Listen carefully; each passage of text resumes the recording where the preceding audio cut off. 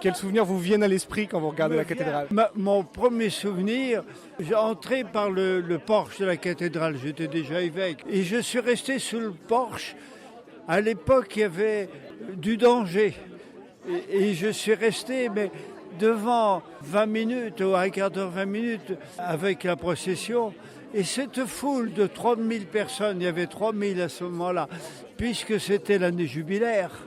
Et je suis entré dans l'année jubilaire. J'avais pas eu une cathédrale avant.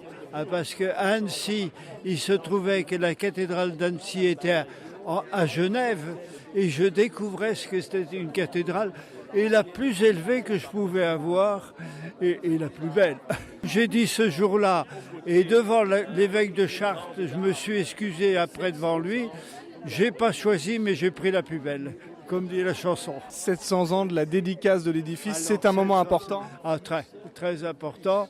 Je suis très content qu'il y ait ces cérémonies, car j'estimais que la cathédrale de Bourges n'est pas assez connue en France.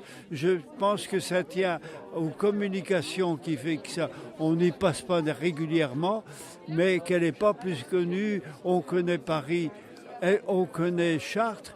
Mais là, elle a des caractéristiques qu'on ne connaît pas ailleurs dans sa structure et qui mériteraient bien qu'elle soit plus connue. Et en plus, le fait des 5 nefs, mais le fait que les vitraux sont à hauteur d'homme, qu'on peut les lire à hauteur d'homme.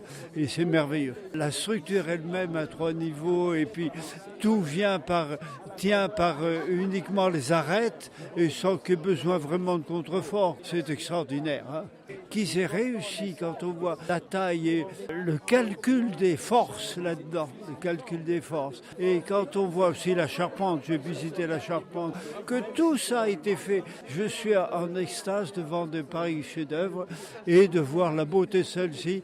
Qu'est-ce que vous ressentez quand vous entrez dans la cathédrale? Beaucoup d'émotions. Beaucoup d'émotions parce que c'est un lieu, bon, c'est vrai que c'est un lieu immense, mais c'est un lieu où j'ai vécu quand même des célébrations très belles et puis des événements importants de certaines liturgies, des grandes fêtes et en particulier aussi la première confirmation d'adultes qu'on a fait dans le diocèse. On confirmait des adultes à droite et à gauche et on a décidé de faire une journée diocésaine des confirmations qui maintenant existe encore et il y avait 95 confirmants adultes ce jour-là.